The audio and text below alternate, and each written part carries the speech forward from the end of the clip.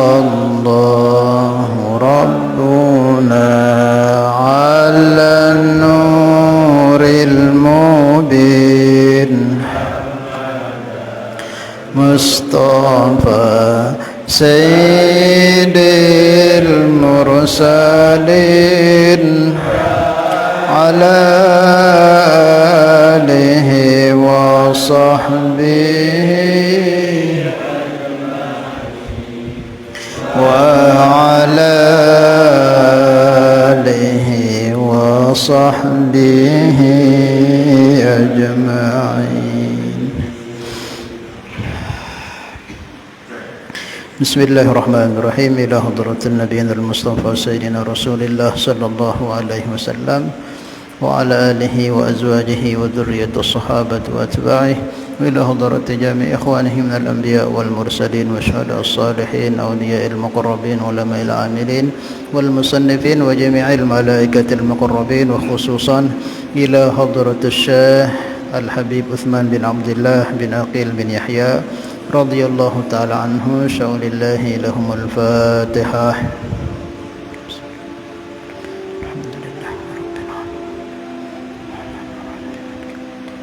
Ya kan Allah.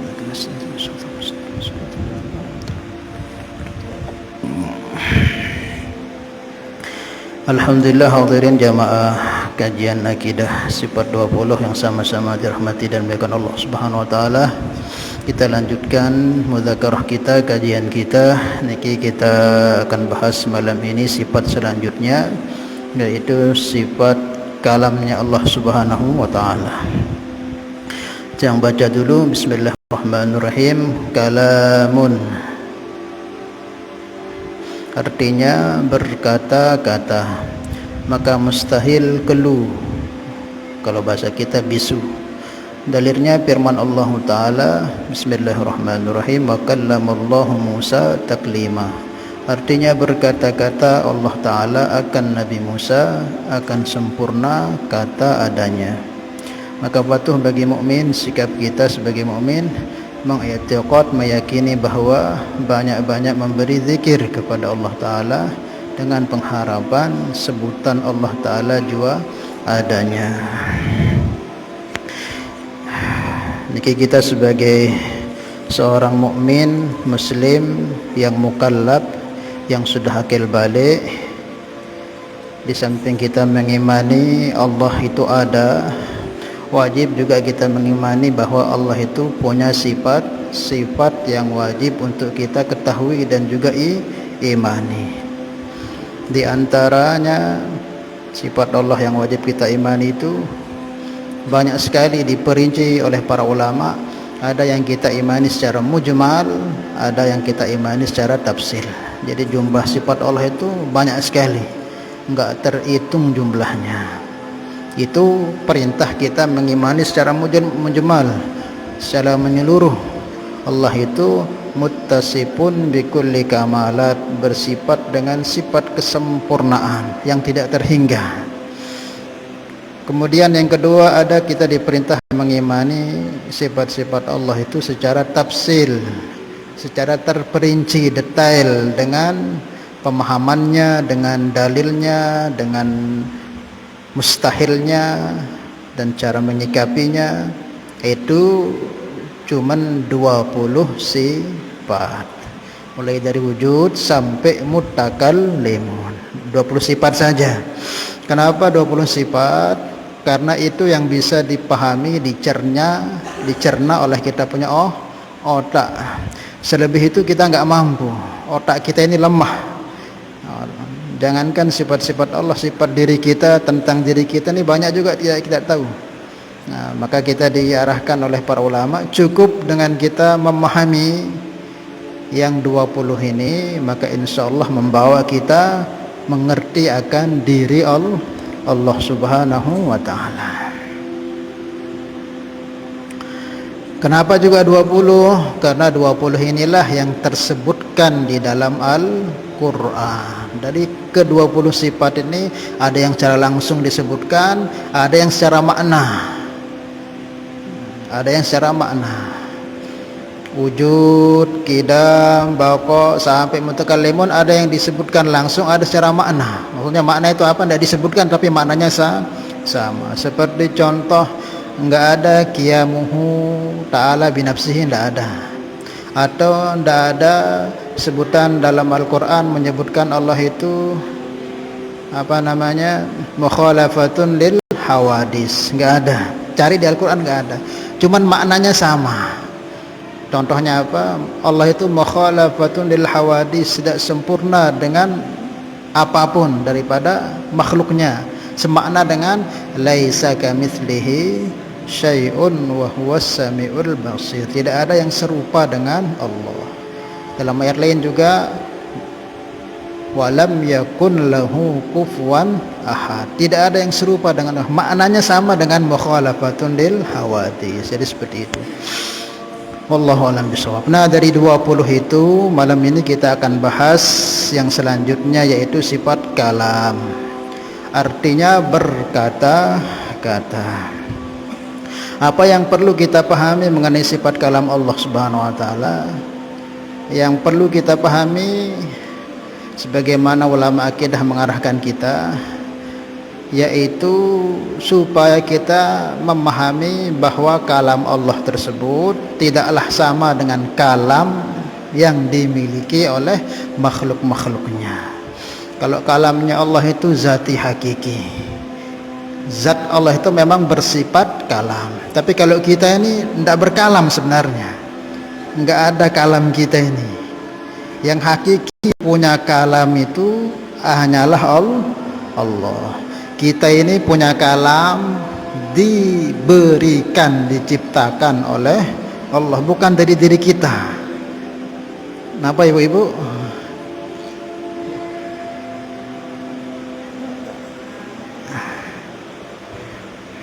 Ditawajuhkan ya, supaya tiang juga fokus. Kalau rame-rame nanti enggak. Kalau sudah di majelis, usahakan kita jangan ngobrol.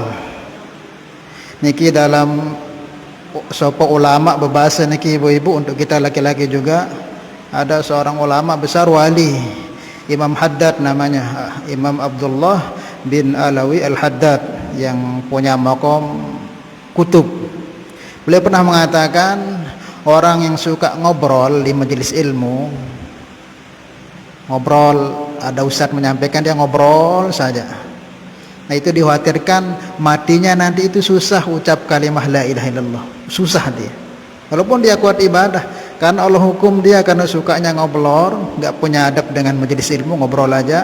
Nanti ketika mati itu susah dia ucapkan kalimah tahlil itu, nggak bisa dia, susah. Makanya kita hati-hati. Kalau udah majelis ilmu dibuat, fokus dengarkan. Kadang fokus dengarkan aja kita nggak paham, apalagi sambil ngobrol. Soalnya yang kita bahas ini ilmu agama, terkhusus apalagi ini ilmu mengenal Allah, Tuhan yang kita sembah ini. Kalau kita dengar sambil kita ngobrol, nanti khawatir kita dihukum oleh Allah. Kita tahan nanti ngobrolnya selepas pengajian sudah. Kalau di majelis seperti ini kurang baik ya. Maaf ibu-ibu ya. Nah, supaya selanjutnya nanti siapapun yang ngisi pengajian, kita jaga adab dalam majelis, supaya Allah berikan nur ilmu itu di hati kita, sehingga semakin ngaji itu semakin berubah kita. Dek napa sekedar ngaji dengah mau tepahalan dek, adik berubah, sifat dalam kita ini berubah. Itu maksud kita mengaji, insyaallah ya. Ditahan-tahankan dirinya, tahan karena Allah Ta'ala, ku tahan dulu ndek ku ngobrol selama pengajian. Itu nanti dinilai besar di sisi Allah Subhanahu wa Ta'ala. Sampai mana tadi? Oh, kan lupa. Sampai jadi seperti itu intinya. Kalamnya Allah itu tidak serupa dengan kalamnya kita. Kita ini sebenarnya bukan berkalam, tapi dibuat berkalam oleh Allah. Allah ciptakan kita, terus tawanite si kudratnya Allah untuk berbicara. Sehakikatnya punya kalam hakiki, zati itu hanya Allah saja. Paham maksudnya ini ya? Itene dendek nak kalam teh. Diri tene masih leman Allah. Diri zatnya leman Allah. Terus tapi yang sifat kudrah iradah juga sifat, tapi sifat itu tidak hakiki, enggak zati. Allah letakkan kepada kita. Nah, karena sifat kita itu diletakkan oleh Allah, maka enggak sempurna.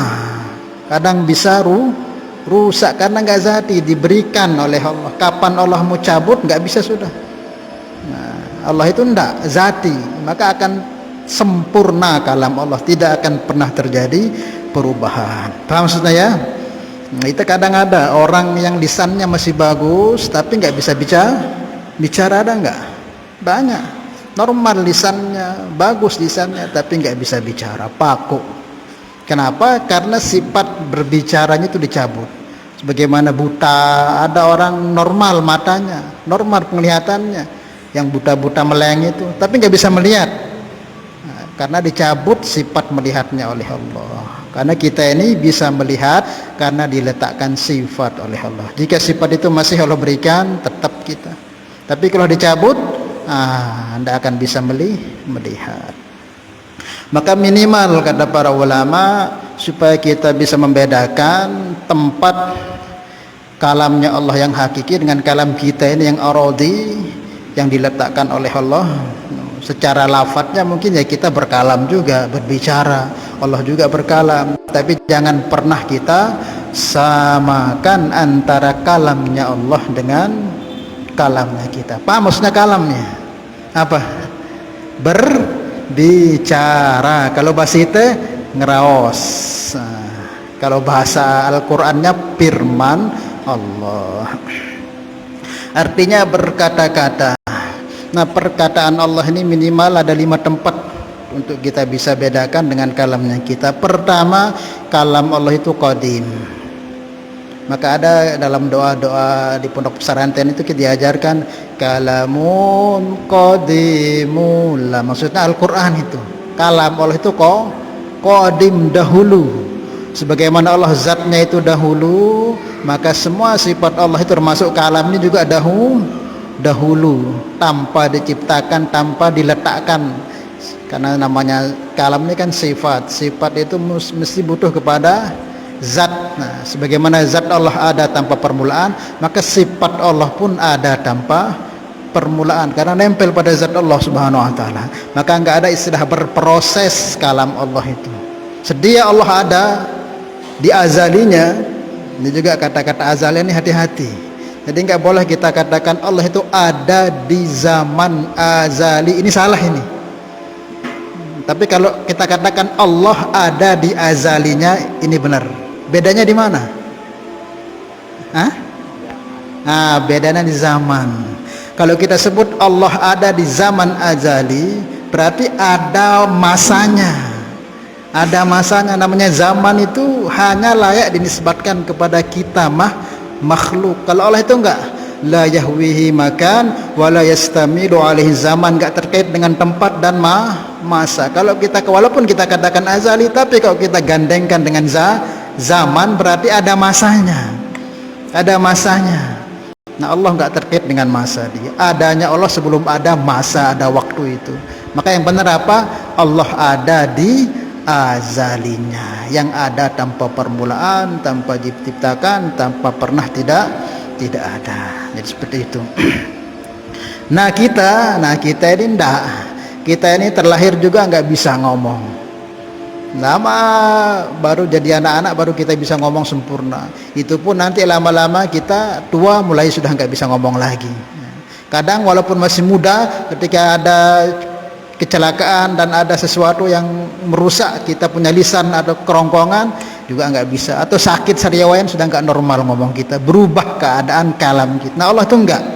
Kalam Allah itu selepas kidam dia baqo, kekal dan tidak pernah terjadi perubahan kalam Allah. Nah, dalam dalil yang sering yang sampaikan itu setiap sifat-sifat yang sampaikan apa?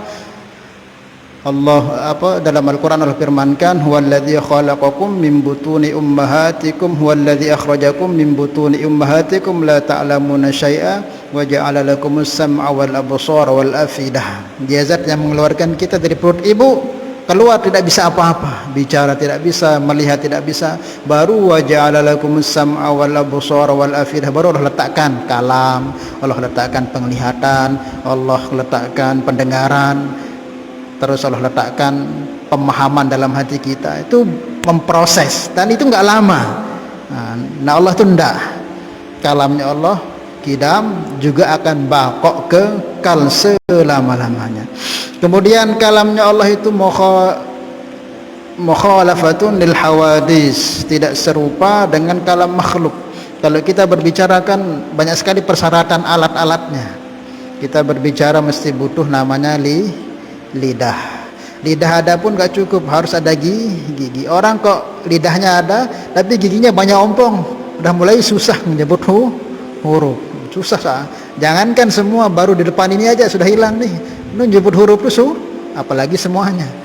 Nah, sudah ada gigi, sudah ada lisan, juga butuh namanya suara.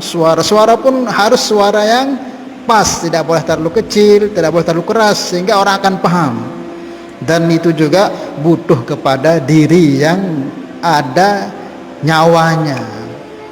Itulah kalam kita itu, banyak sekali persyaratannya. Nah kalam Allah enggak pakai seperti itu. Itu pun walaupun ada lisan, ada suara, ada gigi, tapi sifatnya itu kan alatnya. Kalau sifatnya sudah diambil, walaupun ada alatnya enggak bisa bicara. Itulah kita. Nah Allah enggak perlu pakai alat, enggak perlu pakai gigi, lisan, enggak perlu pakai apa saja, Allah sudah maha berbicara.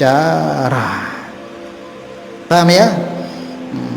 Karena Allah itu enggak pakai alat, ya enggak akan pernah terjadi perubahan atau kerusakan dalam kalamnya Allah Subhanahu wa taala. Dan kalamnya Allah itu tanpa huruf, tanpa suara, dan tanpa lafaz.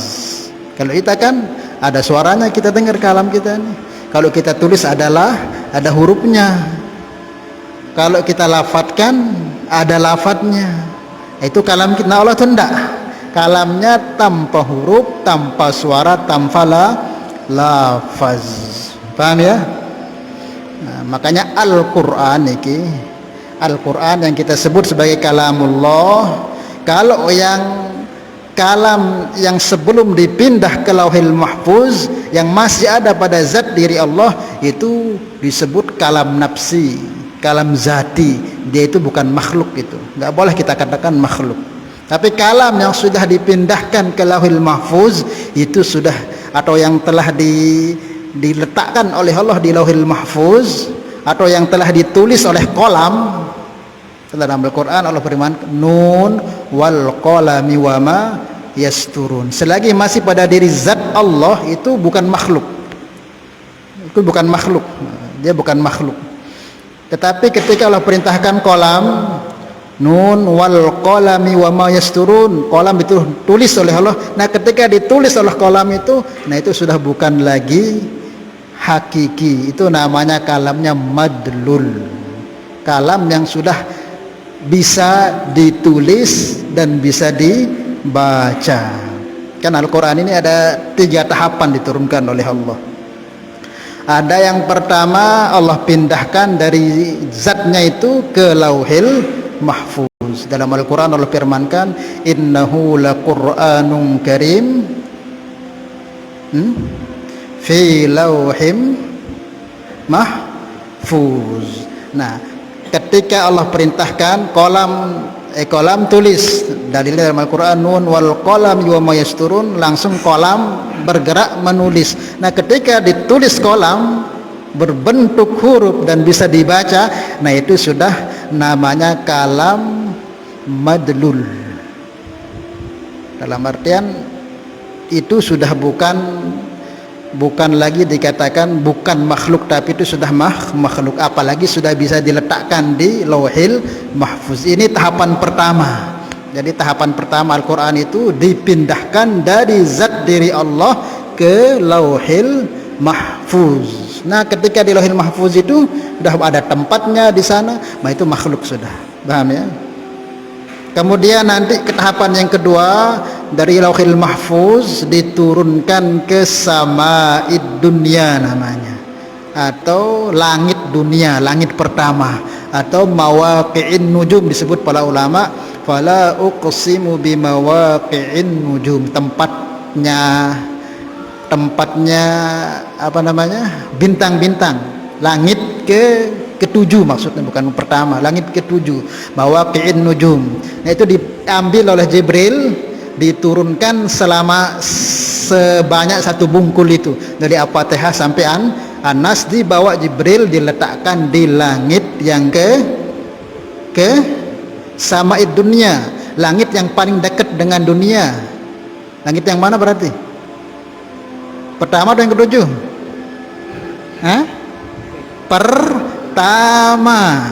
Kan pertama, kedua, ketiga, keempat sampai ketujuh. Berarti sama'id dunia maksudnya langit yang berdekatan dengan dunia, berarti langit yang pertama. Dipindah, dibawa Jibril, ini kalamku yang telah aku perintahkan ke kolam untuk menulisnya di Lauhil Mahfuz itu, kamu bawa semuanya turun ke sama'id dunia, ke langit dunia, yaitu yang ke-7 yang paling dekat dengan yang ke pertama, yaitu yang paling dekat dengan bumi, disebut mawaqi'in nujum, tempatnya bintang-bintang itu. Maka dibawa. Nah itu jumlahnya 30 juz itu yang diturunkan di malam Lailatul Qadar.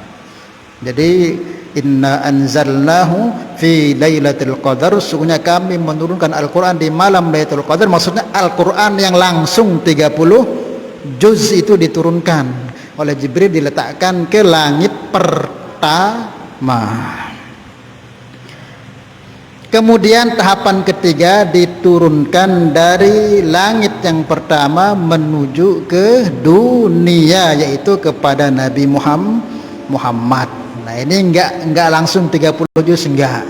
Ikutnya menurut keadaan, bertahap-tahap, tadrijian namanya, menurut keadaan, turun sedikit-sedikit. Nah pertama turun itu surat Al-Alaq, jatuhnya ketika perang Badar. Berapa perang Badar, tanggal berapa?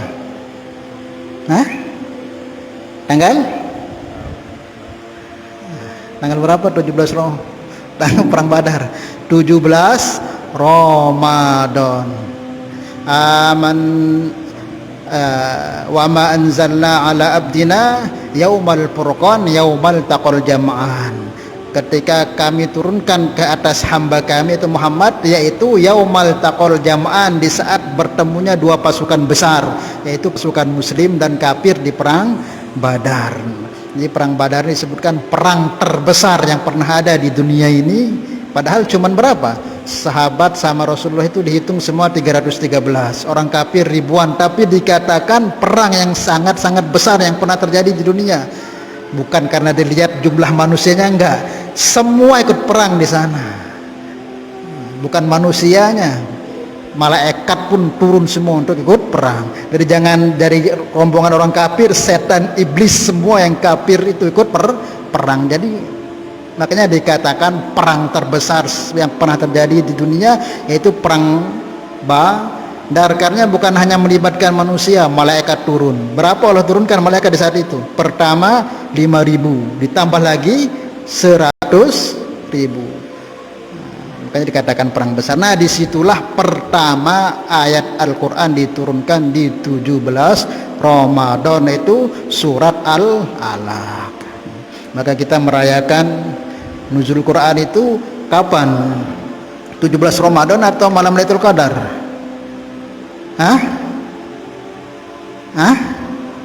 17 Ramadan berarti kita merayakan turunnya Al-Quran ke Nabi Muhammad ayat pertama.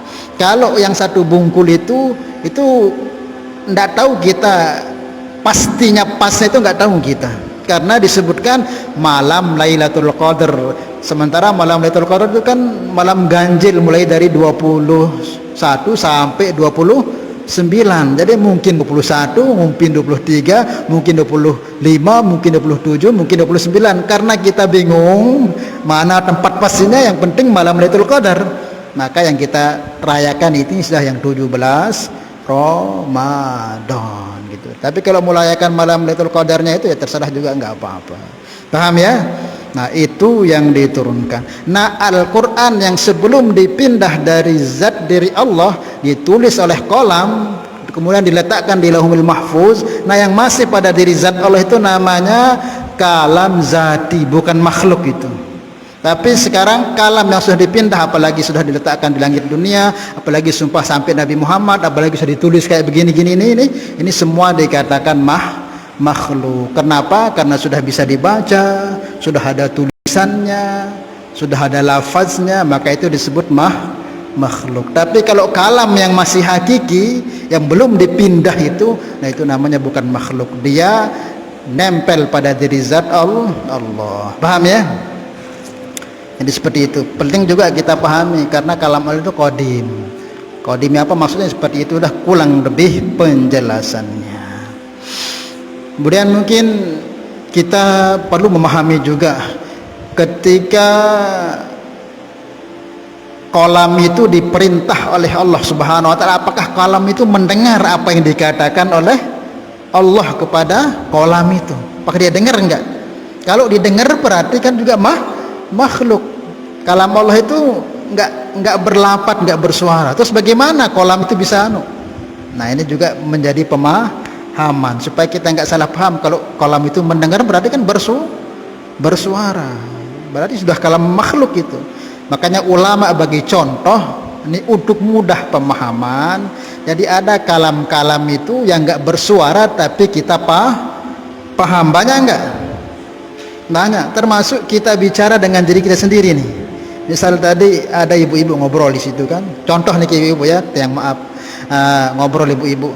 Maka langsung saya berkata dengan isi hati saya, kok kenapa ibu-ibu itu ribut? Padahal tidak ada suaranya tuh kan, nggak ada lapanya, tapi berbicara kita dengan hati kita. Ini contoh saja, tapi jangan kita samakan dengan kalam yang Allah kalamkan kepada kolam itu.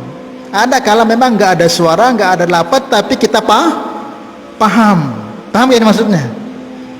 Kan tiang tuh bercakap tadi dengan hati tiang ini, maka baru ibu-ibu ribut, tapi tiang bercakap dengan tiang punya hati. Sebagaimana juga ulama contohkan misal ini, sebagaimana pahamnya kaki kita terhadap perintah hati. Misal niki contohnya, tiba-tiba niki ada anak kecil mau lewat di jalan raya itu, sementara ada mobil mau lewat, maka langsung hati kita ini berkata tapi nggak bersuara, nggak berlapat kepada kaki. Otomatis kaki paham, langsung kita lari kejar. Nah sebagaimana pahamnya kaki ini oleh perintah hati, walaupun nggak ada lafadznya, nggak ada anunya, tapi paham langsung kaki tanpa perlu waktu banyak, langsung kaki melangkah selamatkan itu anak. Jadi perintah hati ke kaki ini ndak ada lafadznya, nggak ada suara. Termasuk ketika kita bedak misalnya, kita bedak ini, tiang bedak misalnya, bedak ini tahu nggih?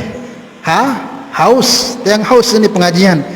Otomatis tangan ini atas perintah daripada hati langsung ambil gelas minum. Langsung refleks paham apa yang di hati ini. Nah begitu juga kolam itu. Dia nggak mendengar apa kata Allah, tapi ketika Allah perintahkan langsung dia tulis. Maknanya ada kalam yang tamfala. Ini jangan kita samakan tapi dengan kalam ini contoh supaya mudah kita paham.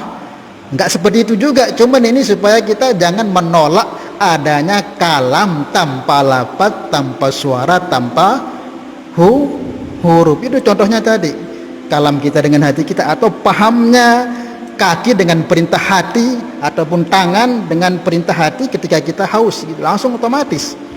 Pahami maksudnya? Paham lagi?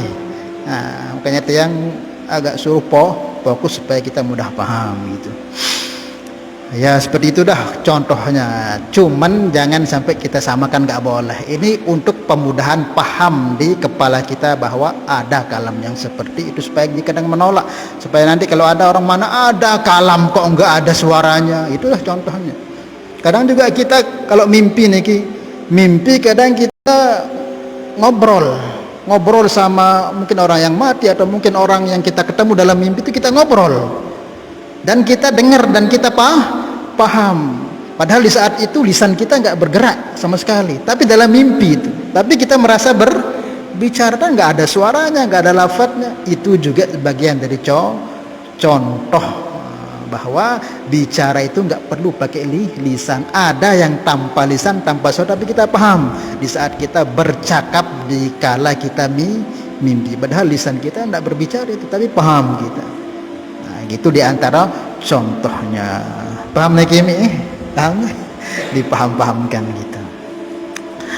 Supaya kita betul-betul jangan pernah menyamakan kalam sempurna zat diri Allah itu dengan kita. Makanya nanti ketika kita di sorga, kita akan diajak bicara sama Allah Subhanahu wa Ta'ala. Nanti Allah di sorga itu disebutkan dalam riwayat akan membaca surah Yasin. Nanti kita akan dengar begitu nikmatnya. Caranya gimana? Bila kaifin wala mithal, kita nggak tahu. Begitu juga nanti ketika Nabi Musa, wa kallamallahu Musa taklima, Allah berbicara dengan Nabi Musa, bukan terus Nabi Musa dengar begini, enggak. Gimana caranya? Nanti kalau mati masuk surga ketemu Nabi Musa, tanya Nabi Musa bagaimana caranya. Jangan kita raka-raka berarti Nabi Musa dengar kalam Allah. Enggak. Nah, wallahu alam, caranya Allah yang lebih tahu. Begitu juga Nabi Muhammad dulu ketika di Sidratul Muntaha di Mustawa itu, di sana berjumpa Allah Subhanahu wa Ta'ala, berbicara juga. Itu bagaimana cara? Tidak bisa kita raka-raka. Bila kaifin wala mitan, nggak bisa dicontohkan. Caranya gimana? Nanti tanyakan kalau sudah masuk surga ketemu Rasulullah. Beliau yang berhak jelaskan. Kalau yang Ustaz nggak boleh, ada yang berani yang menjelaskan. Oh begini, pasti salah, mesti akan disebutkan nanti. Oh begini, tidak boleh seperti itu. Kalam Allah itu nggak seperti itu. Kemudian maka mustahil Allah itu bisu. Bisu ini nggak bisa bicara. Namanya bisu ini kan cacat. Orang seganteng apapun dia, sekuat apapun, sekaya apapun dia, segotot apapun dia, tapi kok dia ini bisu, cacat sudah dikatakan. Ini ada orang ganteng, banyak hartanya, banyak tinggi jabatannya, tapi dia ini paku.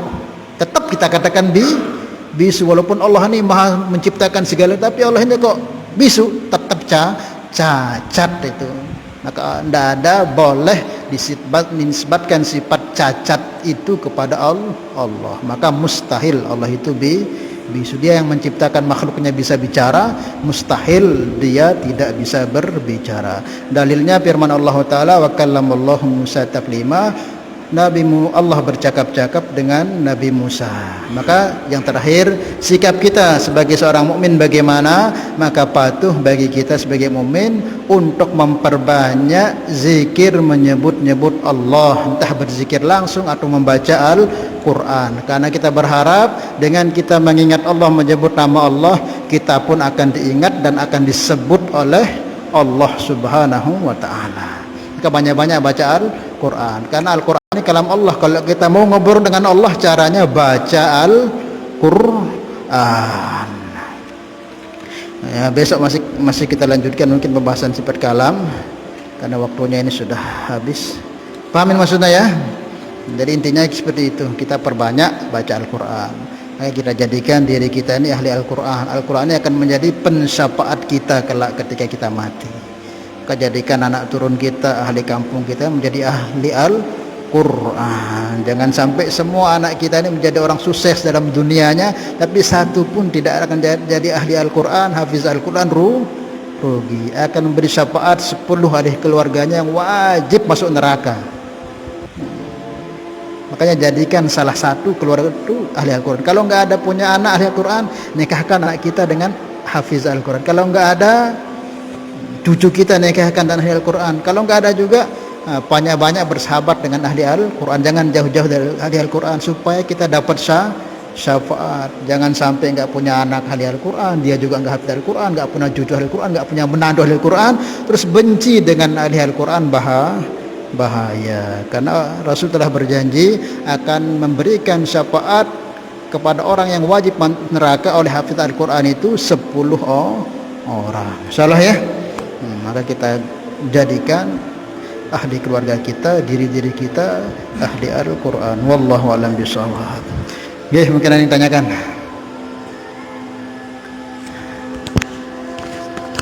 Ya.